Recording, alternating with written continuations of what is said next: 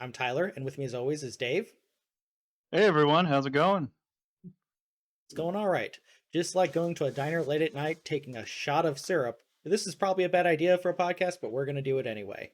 We got a bunch of stuff to talk about this week. We're going to later in the show get into what does game preservation looks like after Nintendo really pissed us off this week.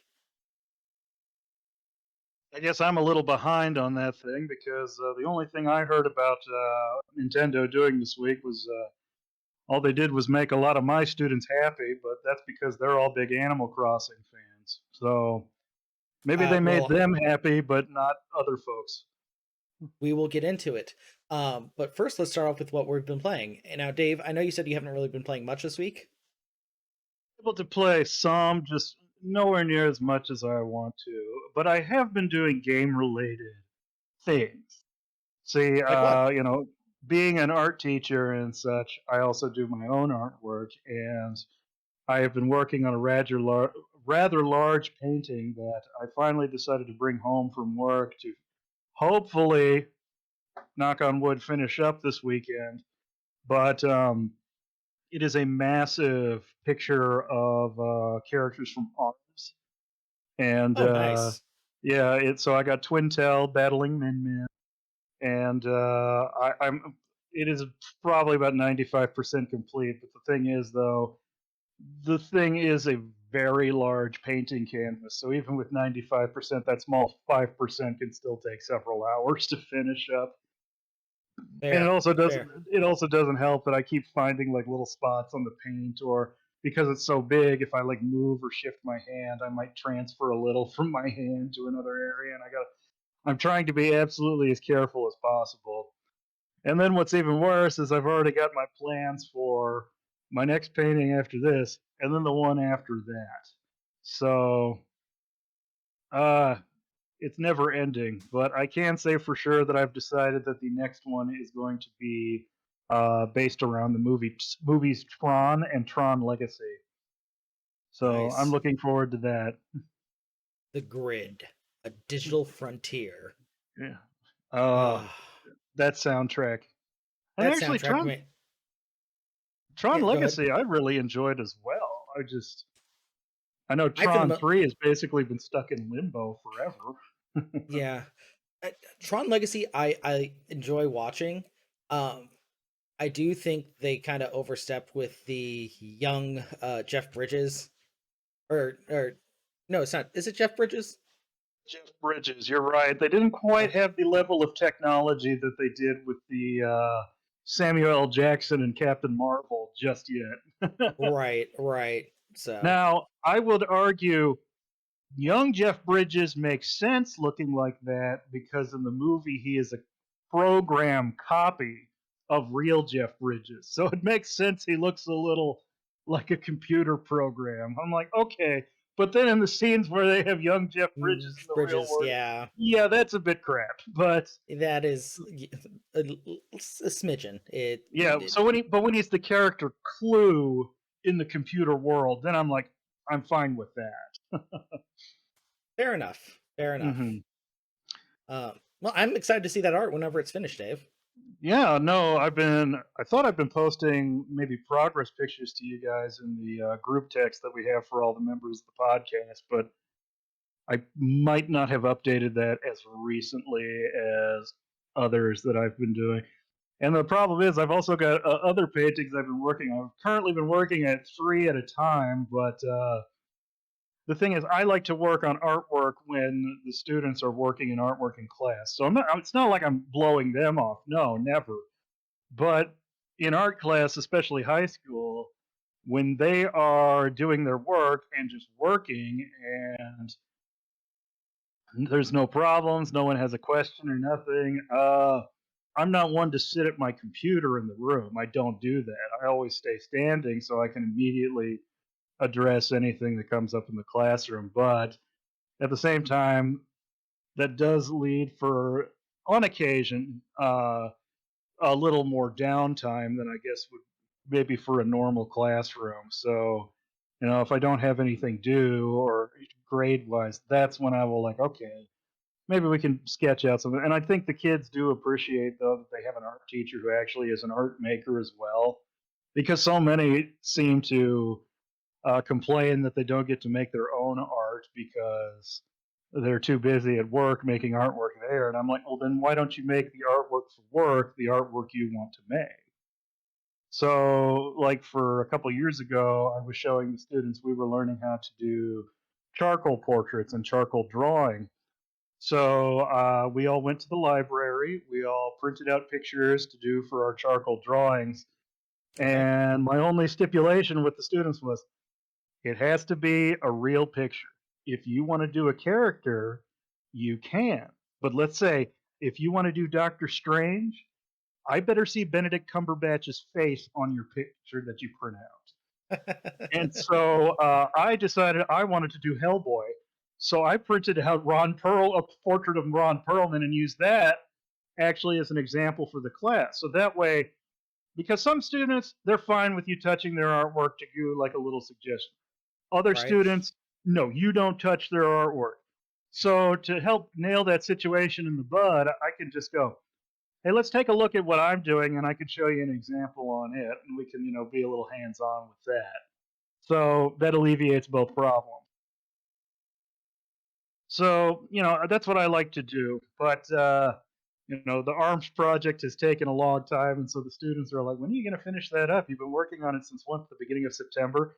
Yeah, I know. But that's because you guys are the priority, not painting this picture. Right. Well, like I said, can't wait to see it. Yep. Other So, than that, the only game I have touched this week is I plugged in Street Fighter Five a couple times, and that's really been it. been trying out the new characters, right? Yes, I did buy season five, I believe, the last season, and I have, I think, officially gotten out all the DLC for that game, which And really, in until the last retrospect, character comes out, because yeah, you bought him, but he's not out yet. yeah, but I also bought the breast cancer costumes for that are going to charity. I think that was really nice, and I'm still kind Very of nice. kicking myself for not doing that for with Mercy in Overwatch. So and then I've also I bought the costumes for the Capcom Cup, and the money from that goes to like the winnings pool for the Capcom esports program. So I have no problem with that so much. Very nice. Yep, I'm doing my part by buying a pink costume for Ryu. I imagine he looked pretty sharp in pink. uh, Or I is don't that know. just Some a people. talent swap to Dan Hibiki? Uh, they actually did, actual work. They didn't just make it costume swaps. So I would actually argue that the Chun Li costume actually looks pretty cool. Oh yeah. Um, yeah, it's a really cool costume, and it's just funny to make the comparison. But because I've been looking at a lot of imagery from Tron and Tron Legacy, her outfit reminds me a bit of like some of the designs on like a Tron Legacy outfit. Not like the ones that are glaring in your face with like the bright lights, Hmm. but I've been doing a lot of research on Olivia Wilde's costume for that. And there was actually a lot of kind of designs in the black fabrics used to make the costume that you don't Really? notice as much because there's these bright, blinding blue lights on the costume. So that's what I'm seeing a lot of that in the pink and the black for her costume. So I thought it was cool. Nice. I'll have to check that out. Yeah. Now, I have careful, it's only for a limited time. fear of losing out. FOLO. Yep. Yep. Oh. So I have actually been playing quite a bit this week. Um, Metroid Dread came out. I have not played that, but I have fixed a gaming sin. Yeah, I did. I Nice. did pick up the special edition. It came Nice. on a day when the students were in the middle of a match, and but they were all really cool about it. Oh, hold up that case so we can see it. Yeah, so I did get it, but again, I haven't plugged it in Oh, yet, and I want to finish Scarlet Nexus first. fair, completely fair. Yeah. Uh, Hmm. so what I was gonna say was I did fix a glaring omission in my video gaming history. I Yeah, so finally remember you texting me about this. I played and beat Metro or Super Metroid, Metroid Prime or Metroid 3. And I got to say, Yep. here's my quick review of the game. Level design is out of this world. I wish more games would have secrets like that where you can't really tell there's a secret there. You just have to Hmm. basically blast everything. I love Yeah. that. I thought that was Hmm. fantastic. But Um, Tyler, David Jaffe says that's poor level in gaming design and antiquated. Did you not see I that controversy? That I saw it. I have I think he words. was actually more lampooned by his Twitter followers than anything. Yeah, yeah. And it was just one of those moments. I think you're wrong, Grandpa. You know. Oh, it was. He is so wrong. That Hmm. again, masterclass in level design and game design in atmosphere. How much Oh yeah. atmosphere they were able to put in into a 2D sprite based game is Hmm. unreal. The Um, sunken ship is pretty oh terrifying, if I yeah. recall. Now, I Oh, beat the I'm game in eighth grade, and I was doing poor. I did very well, but for some reason, I could not figure out that you could blow up that glass tube to enter Meridia, right? mhm. And so I ordered the strategy guide from Nintendo because they had an online. Well, they still have an online store, but it would sell old issues of Nintendo Power and their strategy guides. And this was well into almost the end of the Nintendo 64's life cycle, and I ordered it from them, and it arrived, and it's just like blow up the pipe, and it's just like, oh crap.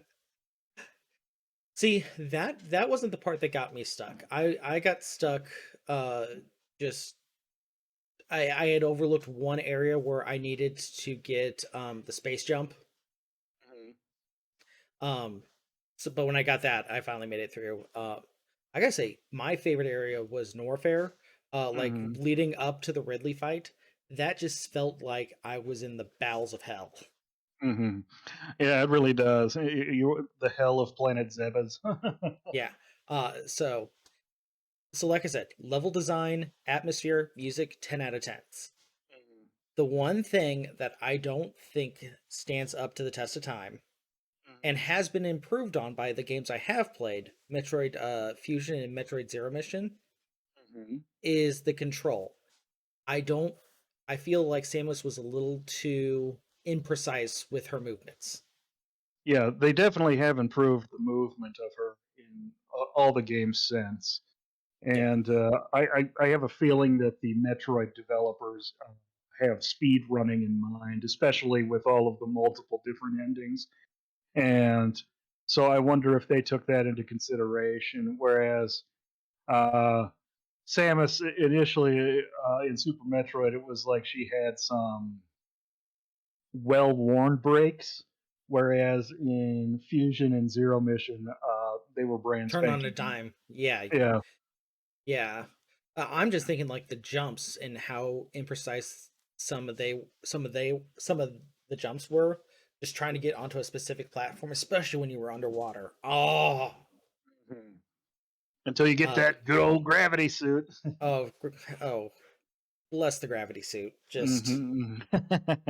Just, oh, but Well, I like I remember said, how much of a pain it was to learn the wall jump in the area where you get stuck. you Just see, 'cause- I had no trouble with the wall jump. yeah, I was having a little bit of difficulty. Well, remember, I was in eighth grade, and Fair, fair.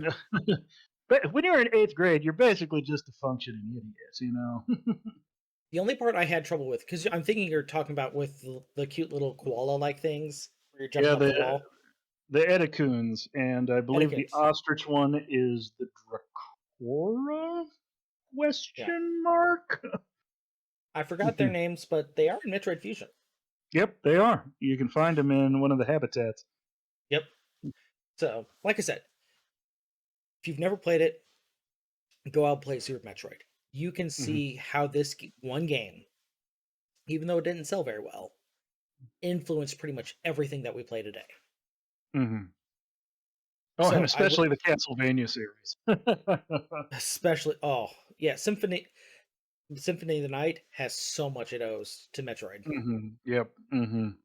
Um, but going from one Metroidvania to another, Hmm. I have a long time ago I started but didn't get very far. I have now gotten back into Hollow Knight. Oh, okay.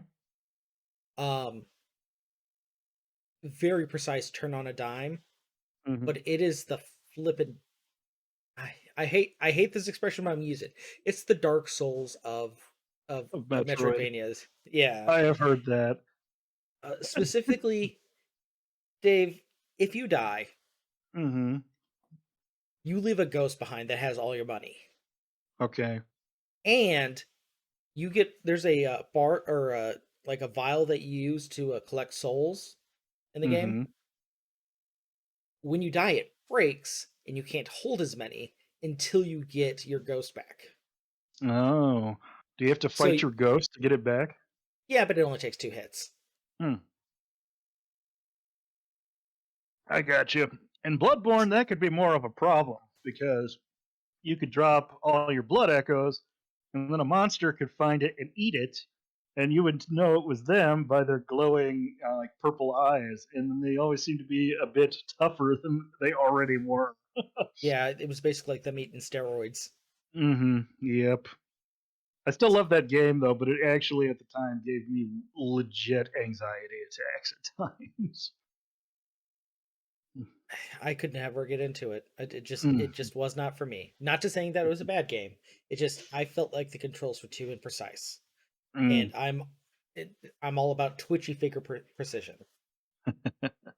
Uh, Going into the last game that I've really been playing, Back for Blood. mm. Now I'm going to preface this with I have not played it online yet. I've only been doing solo campaign, Okay. uh, where you've got 3 bots, and if you die, you take over one of the bots. Oh, okay. That game is so much fun, Dave. It is so much fun. Uh, I How come? loved. Go ahead. Sorry. I was gonna say, I loved our old days of Left 4 Dead, and there's Hmm. a there's more than a little bit of a nod to Left 4 Dead. Nice. Um, some of the monsters are just straight up ripoffs. You've got I was discussing this with students the other day, in that we were looking at the trailer when it came out. We were just pretty much just like, I think all they did was combine the hunter and the spitter with this one. And then this one is basically the smoker and other things. yeah, pretty much. Now here's one thing that I thought was really cool playing it.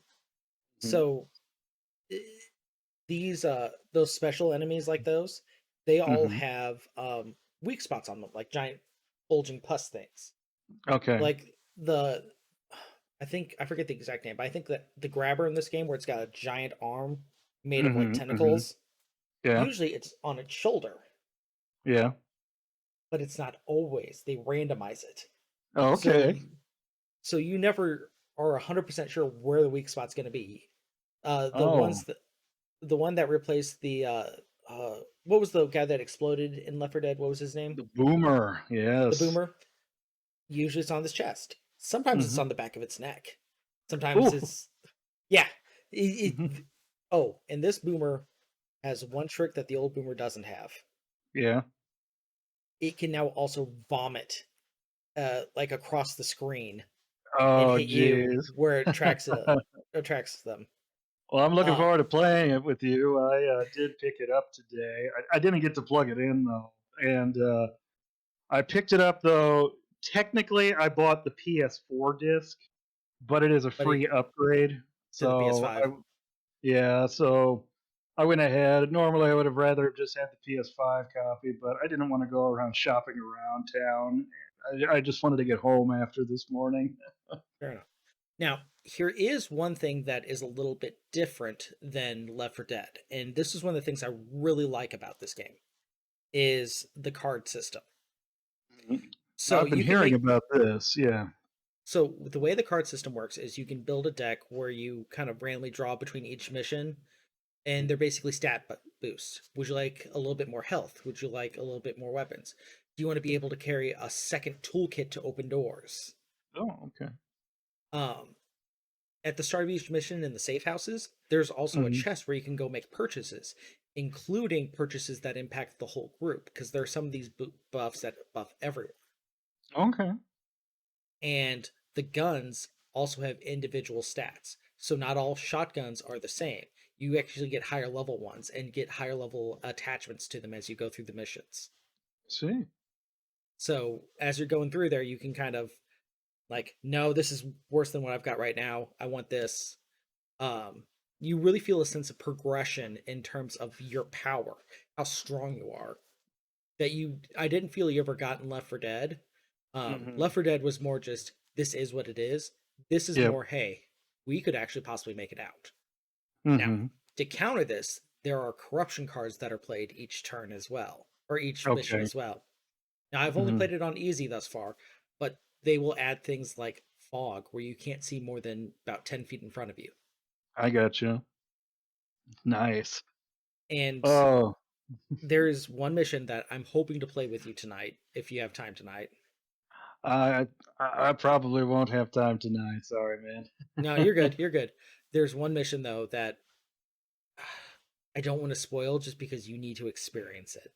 Okay, okay. Well, we'll But it play it is together. okay. It Mhm. it is one of the coolest gaming moments I can remember in a good long time.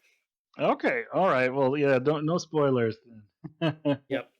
But I am Uh glad to hear that it's got a lot and I mean, it's the same developers, from the Left 4 Dead series. It's just due to Valve not wanting to make games anymore, and I don't consider Half-Life VR, really. Half-Life Alex, yeah. Yeah, that was just basically that was just throwing the breadcrumbs, to the Yeah. peasants here. It's just like we They own can't Steam. We don't have to make games. We they don't can't have to count to ever 3. count. They can't count to three.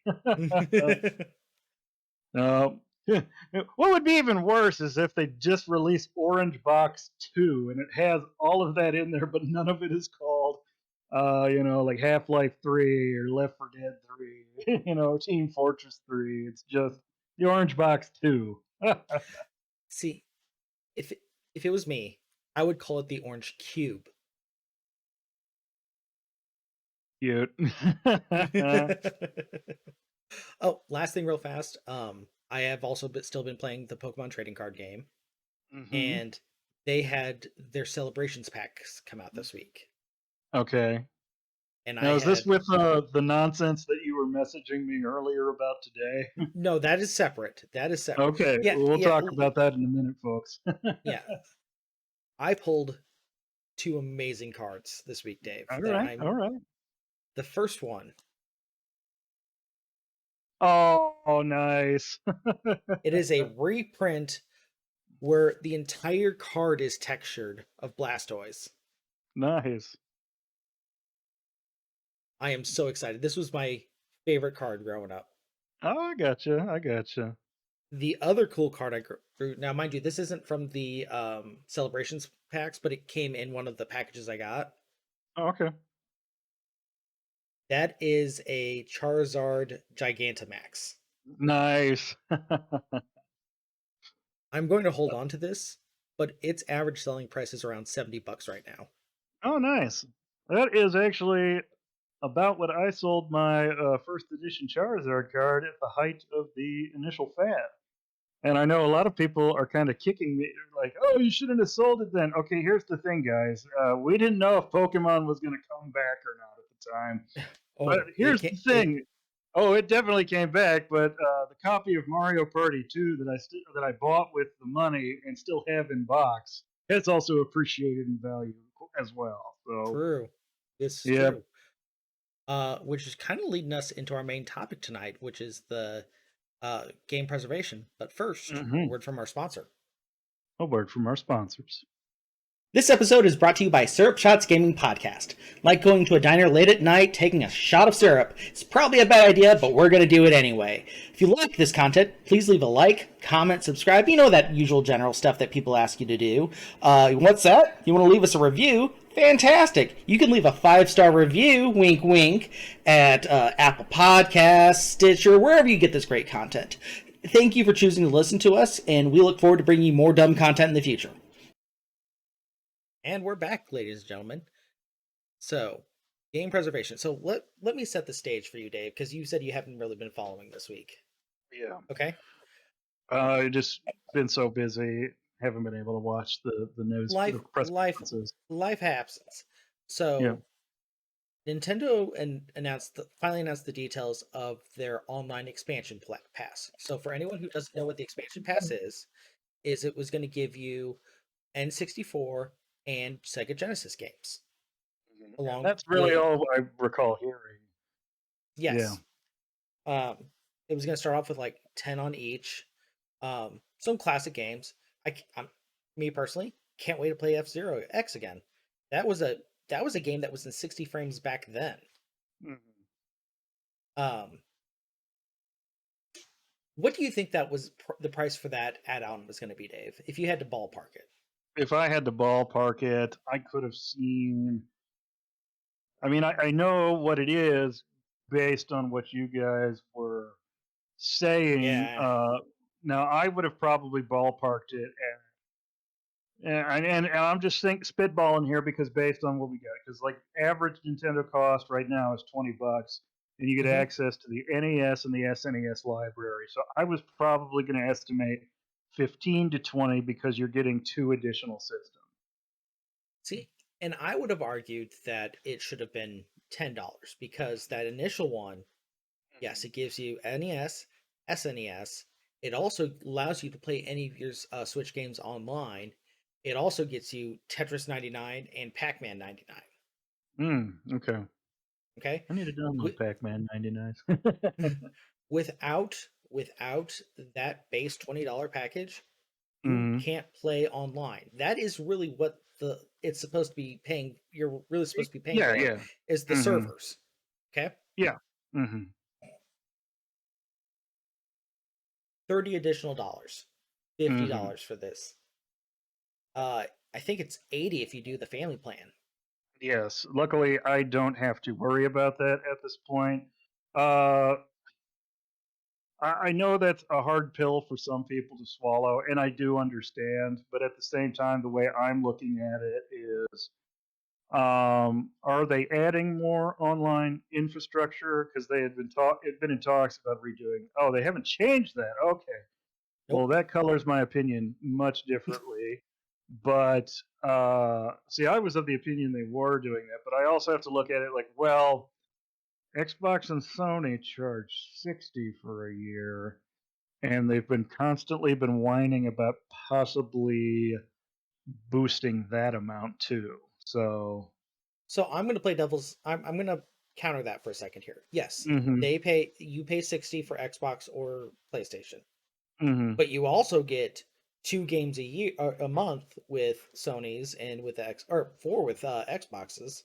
You hmm. also can use game chat.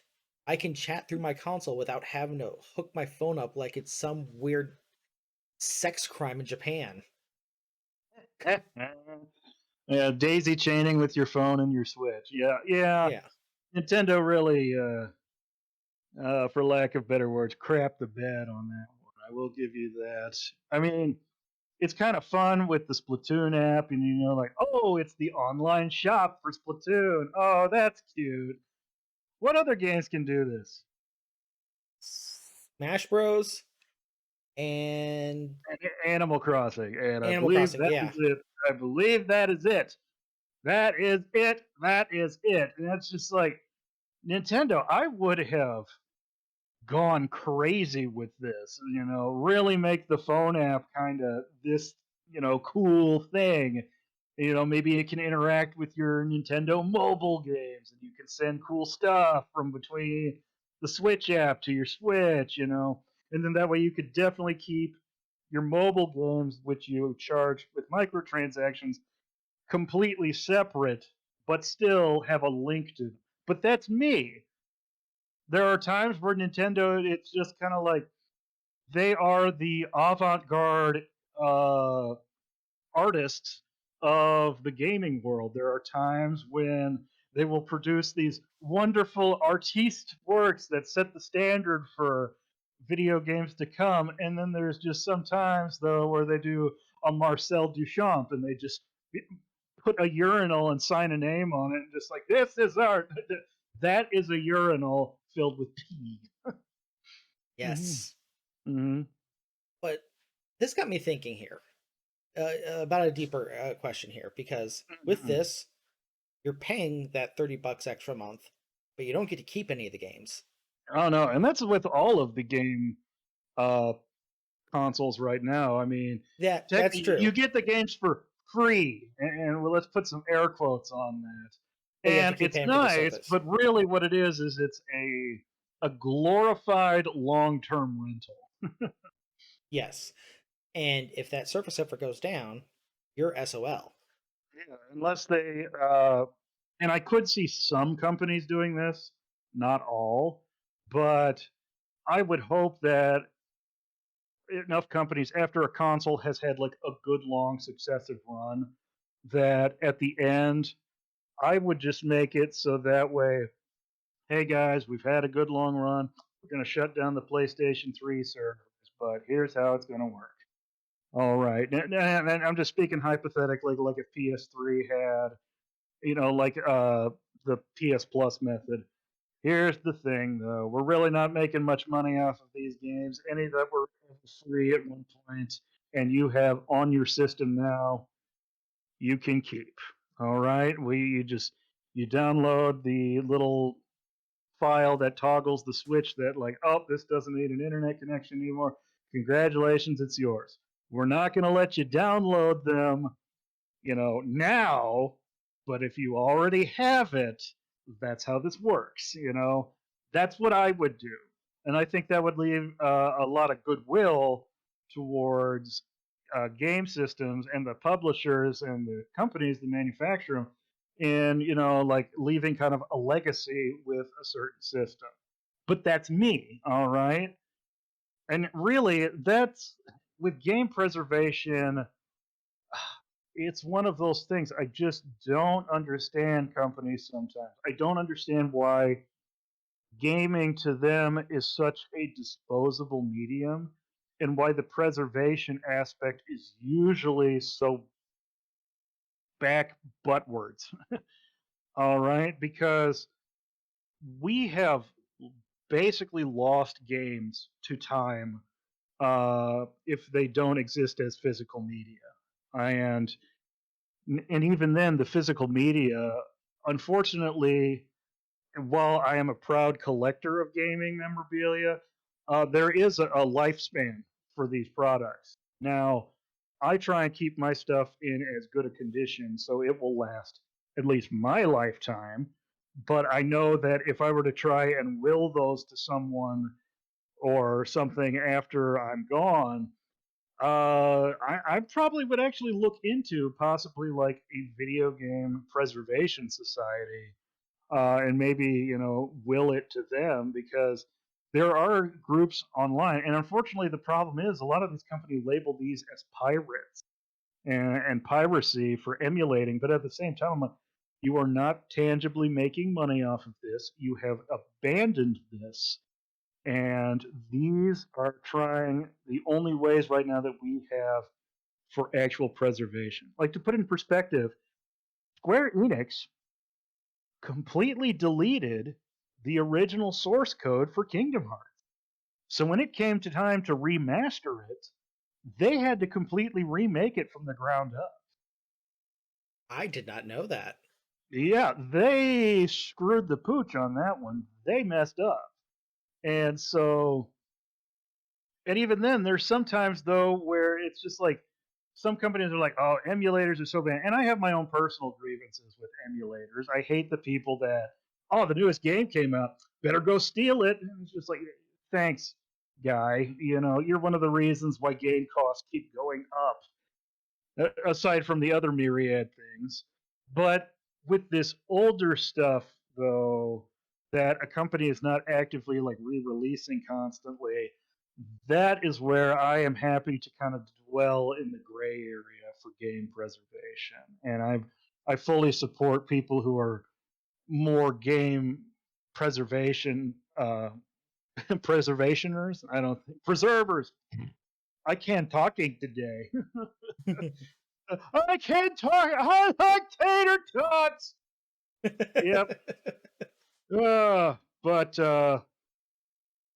these people for just specific aspect for preservation, and then some of the reasons why these games can't come back are just stupid business reasons, and it's just we don't know who owns it. Well, guess what? If we don't know who owns it, no one's coming to claim it. I say after a certain point in time, guess what? It's public domain now, and you can do whatever the hell you want with it. So let me ask you a couple questions here. Soapbox now. Let me ask you a couple questions here because emulators are a partial solution where we can still enjoy those games. Yes. But there's a problem with emulators is they are Yes. not the original hardware. And Um, that's what an emulator literally is. It is basically functioning to make a program think that it is running on the hardware that is supposed to be designed to run that thing. And it's not always perfect. hmm, Now there has been some great things done with emulators, like I love the rewind function on some of the Switch games, and it's especially useful in like games that are balls hard like Ninja Gaiden and stuff like that. But right. and that's really cool. But there are also some other games that it's just like, wow, I can see why this took you so long as to never why you didn't re-release it. Well, and sometimes the emulators are too good. Hmm. And we were we were talking earlier about speedrunners with Metroid, Hmm. and like the original NES game of Metroid, it would Hmm. have slowdowns, it would have glitches based on how fast it was processing the game at certain points. Hmm. Yeah, An yeah. You hit emulator, a so certain number. Hit a certain number of enemies on the screen, and now it slows to a ass grinding crawl.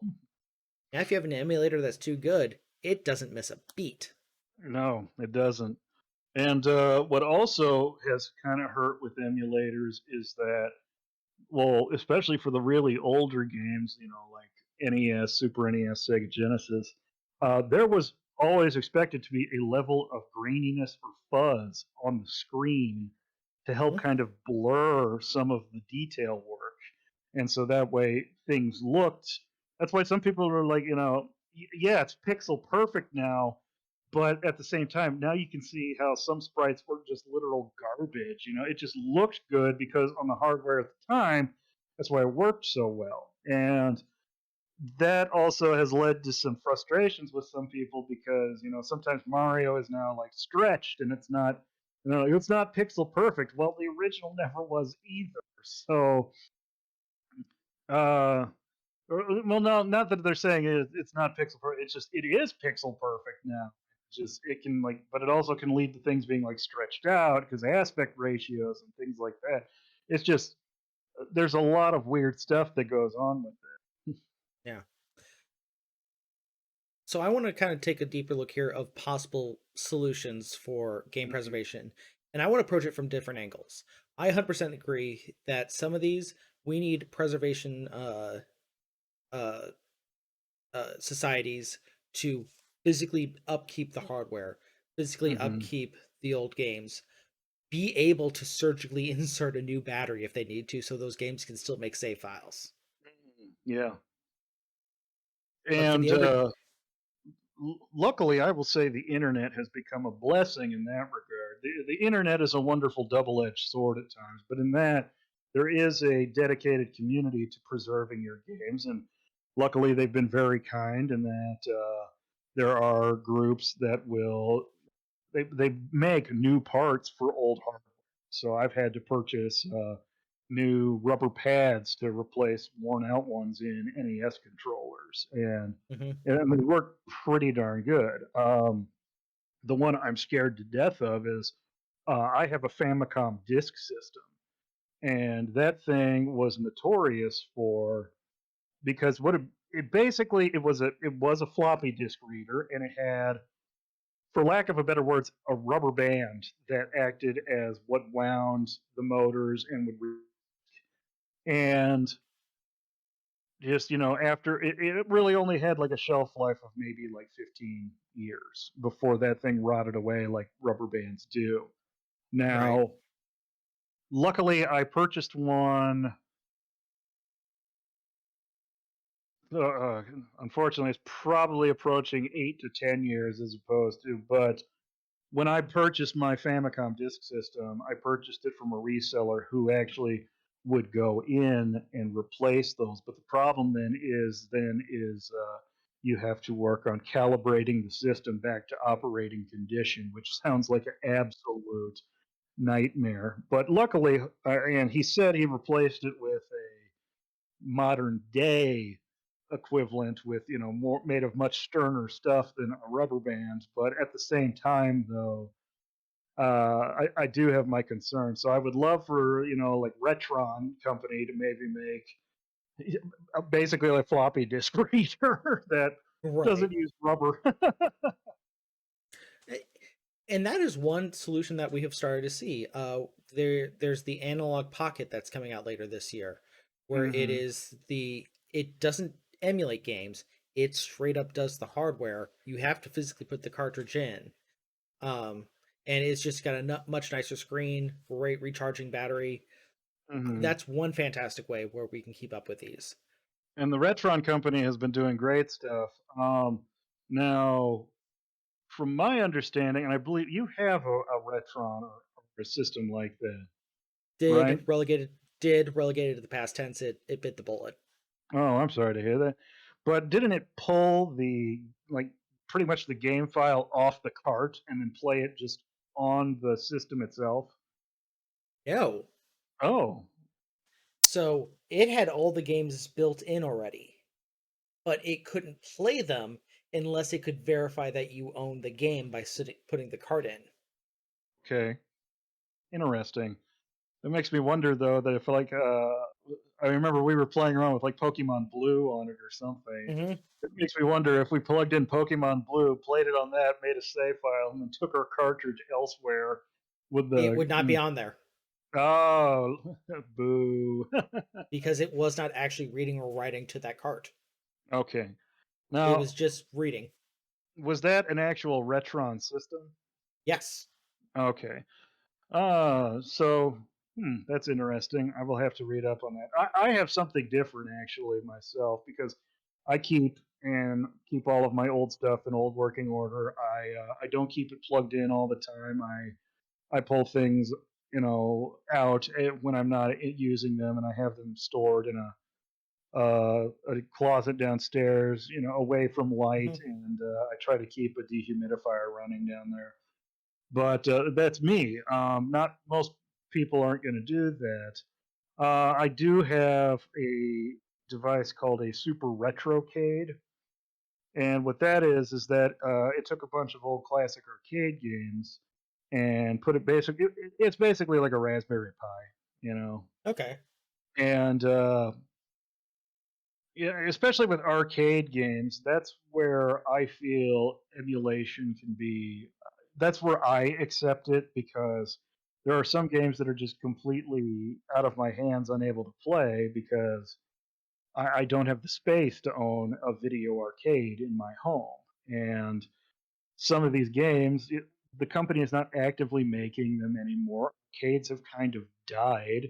And so it's not like the company is actually making revenue off these games. It's just these games that are basically being passed from private collectors to private collectors, some of which are arcades, some of which are private individuals for their own collection. So I don't mind having those games.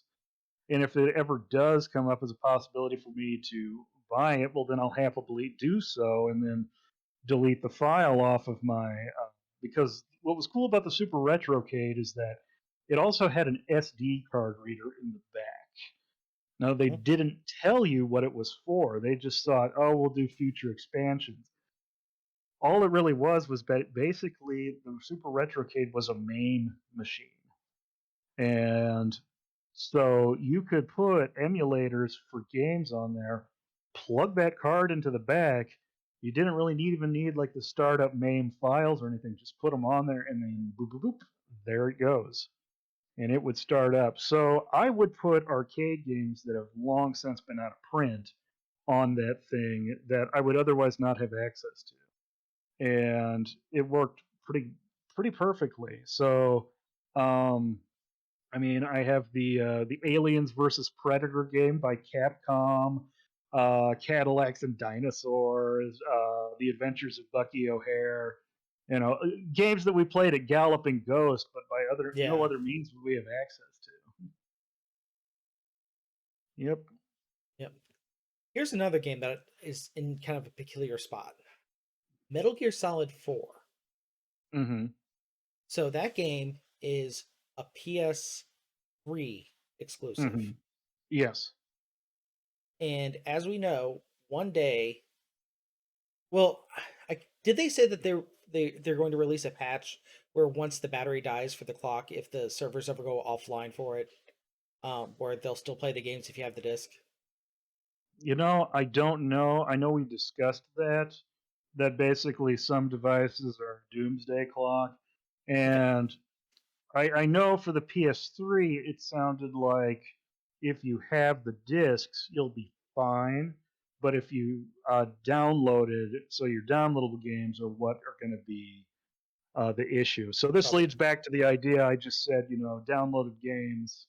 You know, here you go. We're shutting things down, but here's what you can do. Because you're right, these things do unfortunately have a shelf life, and not all the games are ever going to be, you know, available on the next generation. It just doesn't happen. As I said, companies die, and then the people left remaining sit and squabble over the rights for the games for forever. I mean, that's one of the reasons why some of these games get so popular and so expensive and so rare is because they were great games, but as far as opportunities to play them legitimately, if you're not one of the people who like to do emulators, which I really don't, it's just Hmm. I consider arcade games my one gray area because there's no possible way for me to own them. So So, unless it's like you know, in like a downloadable aspect. So like examples like that, like the Capcom Dungeons and Dragons games. Yeah, they were re-released those for the Wii U. I deleted them off the Retrocade and I bought them for the Wii U. So that's fine. But Aliens vs Predator, Capcom talked about it once recently where they were going to release like a best of Capcom arcade plug into your TV thing that was going to look like a giant Capcom logo, and I never heard about that again. I thought that came out. Did it? I don't know. I'll have to look into that later. Yeah, we'll look into Um, that later. so It's maybe probably maybe $1,000. so to my point though, and maybe that wasn't the best example of a game. Let me go to a different game. Mm-hmm. Metroid Dread just came out, and it's going to get a bunch of new people interested in Metroid for the first time. That's You true. know, uh, Mm-hmm. so Nintendo does have their online where you can play Metroid and Mm-hmm. Super Metroid. Mm-hmm. How would someone who's just finding, like, say you had an 8-year old today has Mm-hmm. their Switch, uh, discovering Metroid, and I want to go back and experience Metroid Fusion because that story leads into this one. Yeah. How would they go back and play it? Well, that is a good point. The only thing I can remember Metroid Fusion being re-released for is I believe wasn't Fusion part of, and this was only if you were a 3DS The Ambassador ambassador. program. Yep. Yeah, and which was nice. But at the same time, I believe that was the only time they offered it. Now we can double check here. Now, and luckily, Game Boy Advance. It might have come to the Wii U as well. Okay, let me just double check. But luckily, one of the benefits of GBA cartridges is just really only the first couple Hmm. had battery backed cartridges, and the rare few that did afterwards, um, they really only uh, used them for like clock based or timing based features. So of course, like all of the Pokemon games had Hmm. batteries in them, but most others they didn't need them, and so save files were written to them like it would be for like a flash drive. Right. So that's nice. So those will last a good bit longer than older cartridges. So if a kid really did want to get interested in Metroid Fusion, and I'm Metroid Fusion re-release, not Metroid Fusion release. I'm trying to see if it was ever Metroid Fusion on Wii U. Oh, yeah, it was. It was released on Wii U for digital. So there's an option. But you're right, though. Like, if you didn't know that, it was on Wii U. And here's the thing: the Wii U wasn't popular. So here's the Yeah. thing. Also, it means like it's not on Switch, so it means I've got to buy a Wii U. Well, actually, that's getting kind of hard to do because some people are kind of finding, hey, the Wii U, yeah, it didn't sell well, but it wasn't. That doesn't mean it wasn't fun. Kind of like the Dreamcast.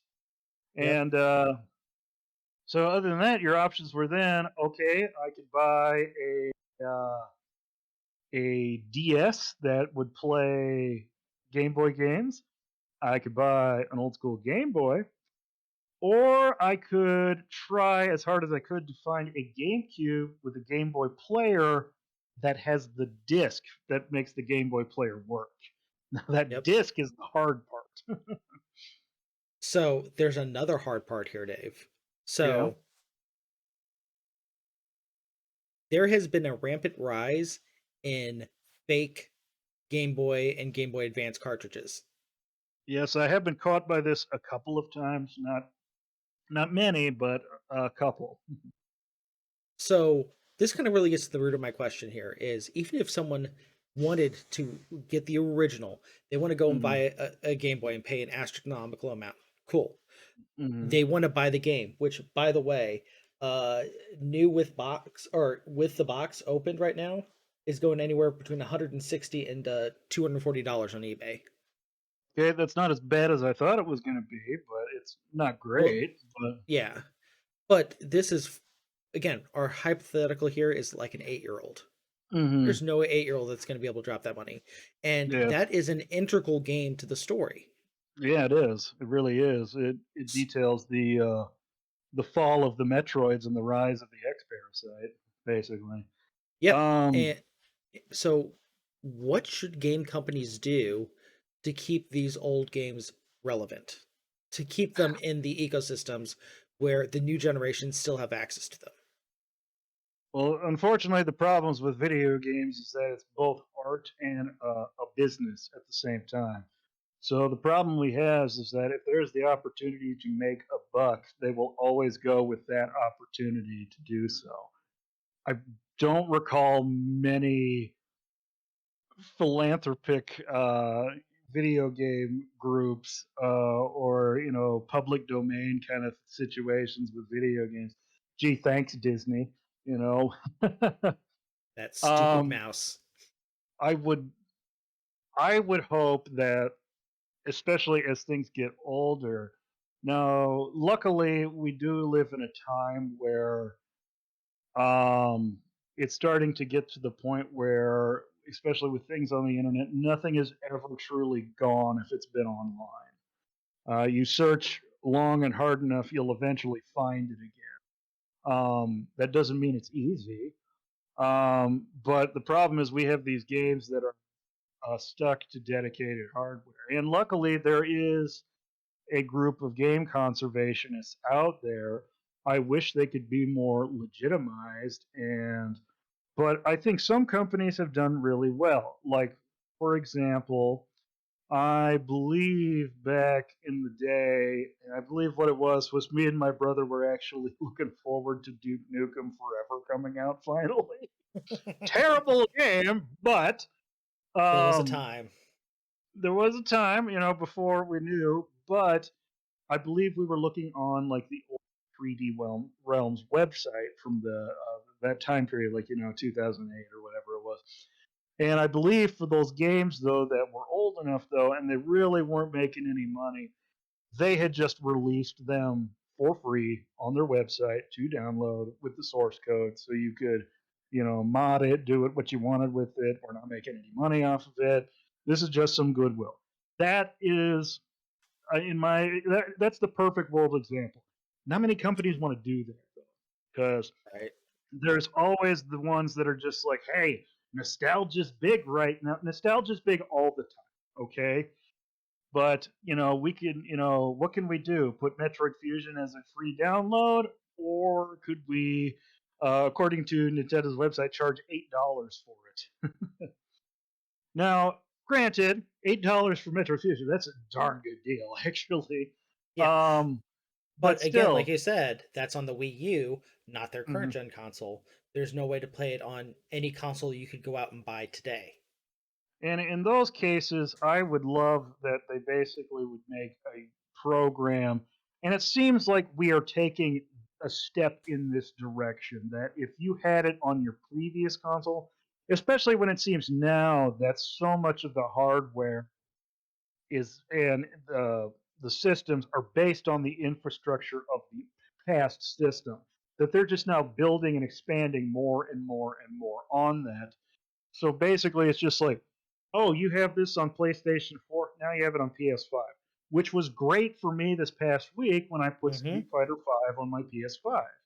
I wanted, the better frame rates and such, so I was just like, what do I got to do to get this on my PlayStation 5? Oh, I upload the save data to the cloud and then just plug the disc in. Great, done. Xbox does something similar with theirs. It doesn't have the hardware to play Xbox or Xbox 360 games, but what it Mm-hmm. does do is it has an emulator for Xbox and Xbox 360 games. So if you either own it digitally or put the disc in, it will emulate that game for you. That's an excellent way to do that too. And my question is though, and I've never got quite a clear answer on this. I do have to wonder though, with games from the Xbox era, especially. Now, if you own the game physically, no matter what it is, could you put it in that No, or is no, it a they limited number? it is a very large number, but it is limited. Yeah, and so that's the thing that gets me. And so I would hope, and again, it's business, and I hate that answer. It's caused issues with a lot of stuff over the years, especially in like for nerdy hobbies. Like, I mean, it's happened with comic book, like a lot of the comic book companies that just blew up in the '90s at the beginning, when it's just like, oh, comic books aren't so much for just nerds. Now it's an investment for my future, because Superman #1 sold for how much? And, well, now Superman, the death of Superman, well, that could sell just as much. And then, no, it didn't, because companies were basically just printing this to sell, just, Hmm. for that collection. And then it collapsed itself, and these companies went with it. So now we've got companies that the rights to the characters are so muddled and so muddy that they literally just trying to use these characters has become an almost an utmost impossibility, just because the set of circumstances. Like, off the top of my head, using the comic crash of the '90s for an example, I was, again, going back to an older podcast. I told you we were Mortal Kombat heads. I loved the Mortal Kombat comic book by Malibu Comics. I can now tell you, as a 36-year-old, it was objectionably terrible, but I still love them. Malibu Comics had its own set of superheroes. Now, oftentimes when companies would buy out a comic publisher, they would then get those characters. DC has done it for years. That's how they got Shazam. That's how they got actually Peacemaker, because Peacemaker was a character from Carlton Comics, which DC purchased, I believe, in the 80s. And that actually, that's another podcast though. But then they would receive those characters. Now, for Malibu, though, Marvel bought them, but because of the way that the rights had all panned out, Marvel literally cannot use those characters without doing an astronomical amount of homework as well as paying out of money because of the way like the original contracts were constructed. And it's just like at that point it gets to the point it's just like why bother? They like can't even reprint the material. And that's what really makes me mad, especially gaming. It's just there wasn't enough forethought to think, hey, what happens when you know we made this great thing, we want to see it, and it's going to stand the test of time. But what happens if we don't do so well in the future and we go away? Some companies I have seen work on this and it's worked out. Some companies haven't. Data East, a really big prominent publisher in the 90s and the 80s. They're not around anymore, but they're constantly, their games are featured on these, especially like on my retro supercade, like their games are on there. I Mhm. know that they managed to work it out, so I don't know if it's so much as that they are operating as a company, but it is operating as like a license. And so as long as you license that, it's just like boom, here's the Data East library of games, and that's something to work on. I know Capcom for a while in the early 2000s was in pretty dire straits. They were not doing well. And so what they started doing is they started slowly shifting some assets over from Capcom, company Ltd to Capcom USA under that umbrella. So if you look actually at all Street Fighter related merchandise, they still own technically the Street Fighter label, even though it's a multinational company. But to save their own butts, just in case Capcom as a company folded, Capcom USA was doing well enough that they could, still hold. It's like, okay, we still got Street Fighter guys. Right. And yeah. Uh, Another situation was with SNK. They were going under. The former guy who founded the company jumped ship a year before they left, founded a new company specifically with the purposes of buying all of the assets of SNK after it went under. So those are my unsung heroes of game preservation and keeping all of this stuff, because you could tell that it's just like we've got these cool things, we want them to remain for a long time. Capcom's good with Street Fighter in that they seem to put out an, another re-release of Street Fighter 2 every other year. Like we had that lovely 30-year anniversary collection. Oh, excuse me, not too terrible long ago. The only one it seems that they don't ever re-release is the original Street Fighter, but that's another bag of Oh, another can of worms. there's one other one they don't ever re-release. What, Street Fighter Street. 2010? Yes, yes, Actually, though, I do believe that the Street Fighter 30th Anniversary Edition did have the original Street Fighter, but the problem with that one is yes. that one had the pressure sensitive buttons.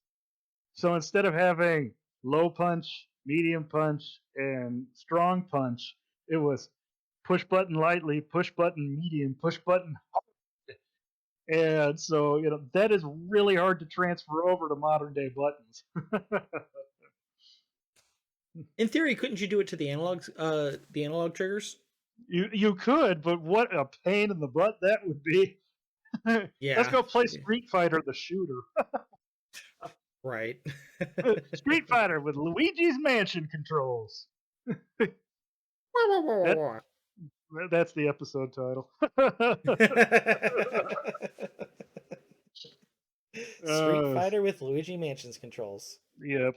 So I do see some good stuff. I also see some terrible stuff. Like again, Kingdom Hearts. Hey guys, guess what happened? We totally deleted that. I'm getting fired. Yeah, you should for something that stupid. Honestly, that's probably part of the reason why Kingdom Hearts is cloud only on the Switch, is because they had to rebuild it, but they rebuilt it where it was too much for the Switch to handle. If it was still just the PS2 version, the Switch could have been able to handle that graphically no problem. Actually, one of the guys who runs Limited Run Games chimed in on that, and Oh he yeah, said, "Yes." He said, "Look, porting a game is not as easy as people make it sound, because sometimes just the hardware structure is so different. It's not like click, drag. Oh, now it runs on Xbox. No, it's not like that. So he felt, especially coming from his whole company is running limited physical copies of pretty much digital only games, which I love. But right. at the same, and he is he is all for a preservation kind of guy. He clearly loves physical media, but he was just kind of pointing out, look, the amount of work it would take to completely redo the engine so it would run everything like it's supposed to on Switch hardware is probably more time, effort, and money than it is worth than to just Mm, release these cloud. online cloud versions, which functionally will do the job that they want. Now, does that mean I'm going to go jump out and buy Kingdom Hearts stuff for Nintendo? No, unfortunately, I'm going to stick with Sony on that one. But I am very happy Sora's in Smash Brothers now. Yes, you know what? I think Hmm. that is the one character that they could find that the Hmm. majority of the internet was going to be happy with, Yeah, or can at least content with. yep. I did have one student this week. He's just like, the only problem I have with Sora is he's another anime sword fighter. And I'm like, if I weren't your teacher, I would slap you over the head. No, he's a uh, chibi sword fighter. yep, yep. But that's a different topic. Yeah. Um, but I'm really all for game preservation. And for those of you, ladies and gentlemen, listeners, watchers on YouTube, there are several other great organizations that are doing great work with game preservation. Did you know gaming is one of, I would say, the best at bringing information about, especially game preservation efforts, to the forefront with their videos, especially on some of the more esoteric gaming items. Like there was a whole special video they did on basically cell phone games that have since been lost because cell phone technology. Very few people have flip phones anymore. Um, they also did it on in Japan. They had the Nintendo Satellaview system, which was literally a game system that received data through radio broadcast, and Hmm. that's how it would. It was basically downloading a game before connecting it via your internet service. And so it Okay. would do that over radio. And so there were some special Zelda games. And a lot of them were just like reworked titles. But again, those have kind of been lost because there never were any physical copies. And it was this completely esoteric, oh, hey, I just made money on eBay. Hey. Yeah. Oh, I'm nice. sorry if you heard that lovely cha-ching noise in the background. That was me. Uh, what's going on, Dave? Hey, my ass hit the jackpot. Yay! But but the satellite, and even then, because it was so weird, you can't even play those games in the original way they were meant to. Because for the Zelda games, it was, I believe, it was called like the Legend of Zelda, uh, the Ancient Stone Tablets, and it was kind of like a reworking of A Link to the Past. I think it had a story to go with it, but it wasn't as major as other Zeldas Right. have been. But with the radio broadcast, you also got radio broadcasted orchestrated music and narration, and that is Interesting. gone. Yeah, that's gone because that was like a separate file or signal that is not a part of the game file. And some of these games are gone because what you could I hear you could say, and again, the Satellaview is completely foreign to me because we did not have that here in the States. I Right. mean, it sounds like something that shouldn't even exist, but then you hear, oh, it's Japan only. Well, of course it was. But there was like a collection of Kirby games that Did You Know Gaming talked about, and apparently some of the mini games on that collection has been lost to time. And they like put out a kind of a all points bulletin to game collectors that hey, if you have a Satellaview system that has these two games saved on it, this group of gaming archivers would like to talk to you about them. And so apparently you could save data to the system, but the only way to play those games now is if you have it. And so far, no one seems to have come forward. So, it in some cases, archiving seems to be going in the proper direction. In other times, it just seems to be taking like 4 steps backwards. Well, tell you what, Dave, send me a list of some of these game preservation agencies, and we'll put them in the Mm-hmm. show notes. So that way, if anyone wants to donate for them or research more about them, we'll have those Mm. resources there for them. Yeah, and some of them actually, you can actually send games to, and what they've done is they've ripped the data off of the cartridge, and then they will send it back to you. And luckily, Interesting. like they have gotten their hands on some stuff, but also, again, they're trying to also get some of this really, really funky stuff that is just like wow that made like so like they have a Kirby game that it was basically just kind of like almost like it was the super beta for a super alpha gameplay of a Kirby game that was written to a cartridge and then the game was never produced and they got their hands on it.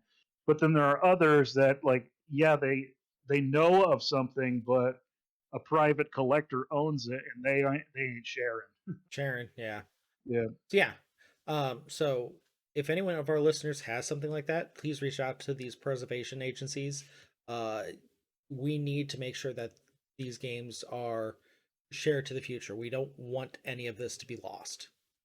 Gaming is awesome and it is an awesome hobby and it's done great things for many people. I mean, if it wasn't for video games, Tyler and I probably would not have met. This is Yeah, accurate. yeah, and actually, I think it probably goes for most of the people on this podcast. Yeah, But and just those days of playing couch co-op and stuff like that. We don't want those to go away, and especially with these games that have these long, overarching plot lines, it really can help, especially if a company has maybe vanished or disappeared and such like that. I still would love to see them try and redo the classic game Little Samson, which is probably hmm my favorite NES game of all time. But that is, again, I believe one of those that fell victim to like the original company that made it went way out of business, and I think no one knows who owns the license, so it's stuck in perpetual business limbo. But that's what's made the price for those cartridges to skyrocket astronomically. Now, Hmm. theoretically, if no one puts claim to it after like 50 plus years there, couldn't it enter the public domain? I believe so, but again, with video games, since they are still considered a relatively new media compared to like novels, I know, and also again with Disney screwing around with copyright law for years, the way it was originally structured is that I believe it's how you say it was like it was 50 years, which was considered to be long enough for the natural life of the creator, at least to make enough, money to be Yeah. substantial for them for the time. But then Disney, got involved where, they wanted to Got label it greedy. since, well, yeah, they didn't want to lose Mickey, which on the one hand, I do understand. You have a company that is still actively producing works with this character. They still want to own the rights to the character. However, I am more so of the opinion on how the Sherlock Holmes novels have fallen.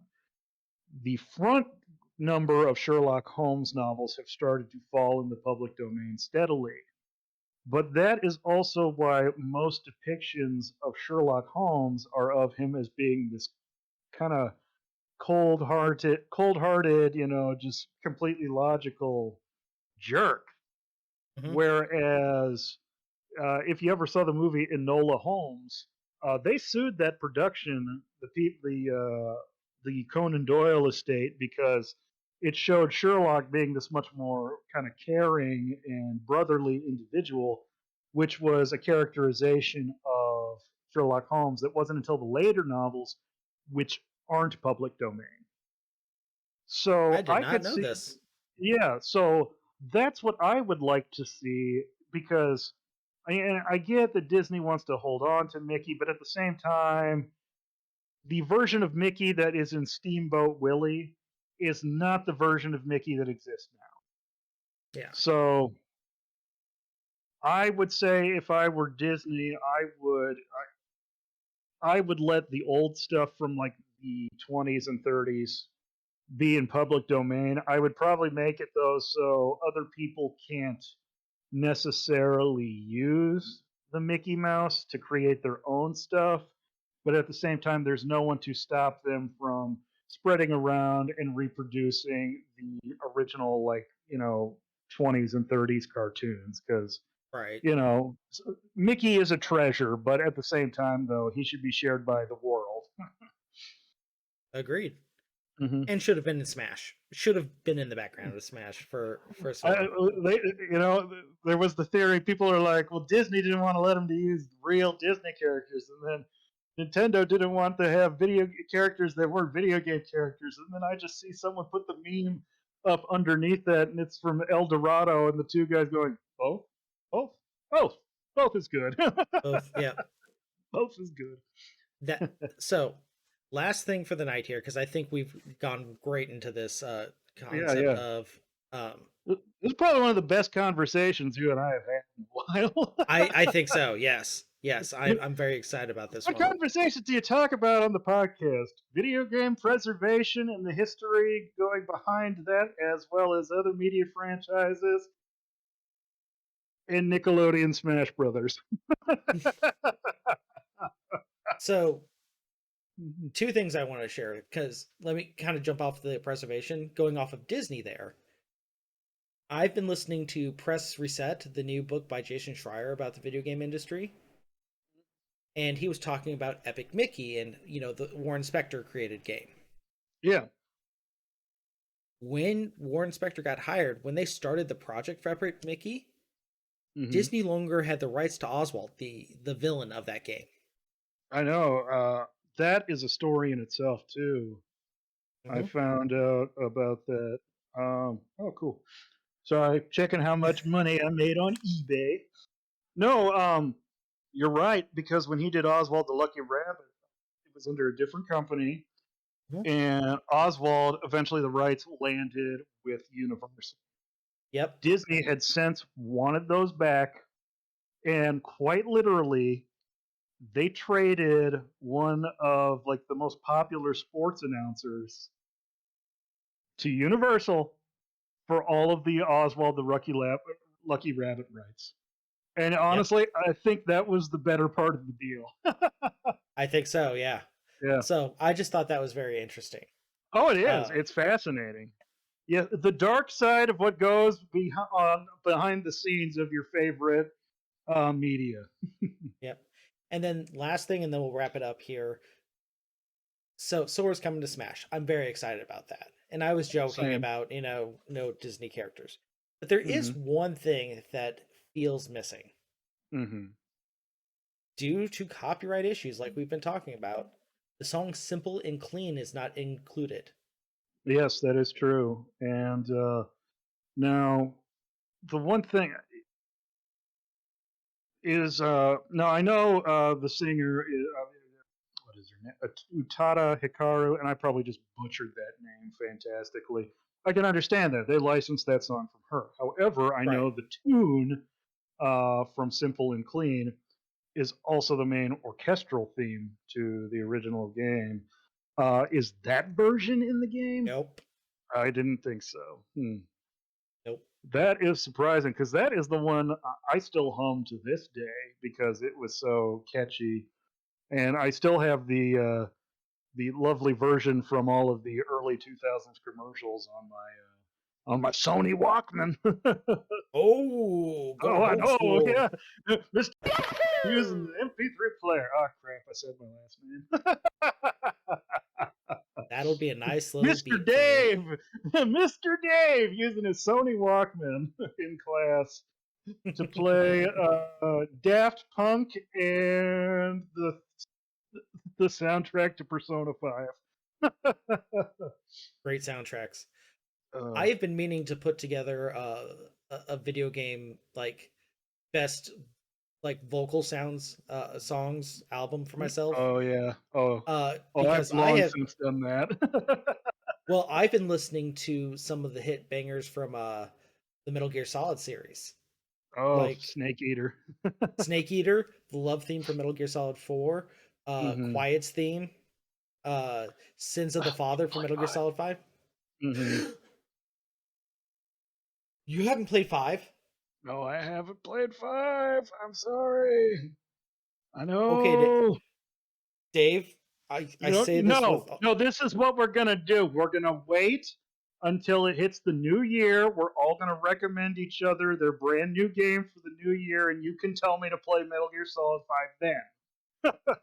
I am going to cheat to get your name to force you to play that game. That's It may not be fine.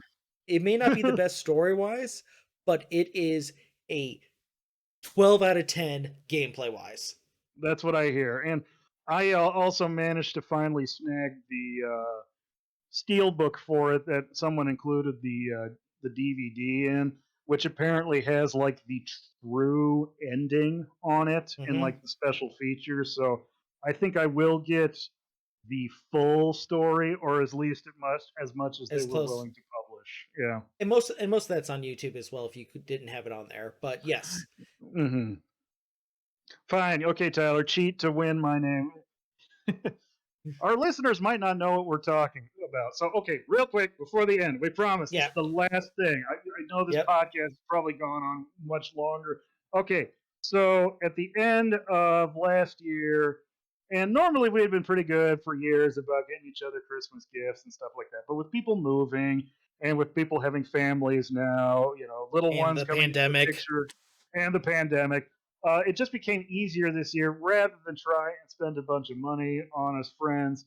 It became easier to buy a 6 pack and give that as a gift when we came for a party, but then also to recommend the game that a person had to play at the beginning of the new year, starting in January, as their first game of the year, and they had to play it. It didn't necessarily mean that everyone beat their game, but they had to at least give it the good college try. So for example, Chris gave me Ghost of Tsushima to play. I loved it and platinumed the hell out of it. But so that's what I'm telling Tyler he should do. He should cheat to get my name this year, so I have to play Metal Gear Solid 5. Yes. 100%. Hmm. I And with forget. What that, did you get? you gave me Hellblade, Oh, that's right. which was All very right. good. Yeah, that's a good game. I don't think Doug ever beat River City Girls though. Girls, no. I think he just But got frustrated eventually. that is a fun game though. Oh, he said it was. He just said it just eventually. It's not like the arcades. You can't pump any more quarters into it to just keep living. No, I think there comes a point though where it really becomes beneficial to have a second player with you. Gotcha. Yeah. Especially Mm. and they just announced the sequel. Yep, I did see that. All right. So that's But what we were talking about, recommending a game for the new year. yep. So, Dave, as always, it's been a pleasure. And until Hmm. next time, ladies and gentlemen, game on. Game on, everybody.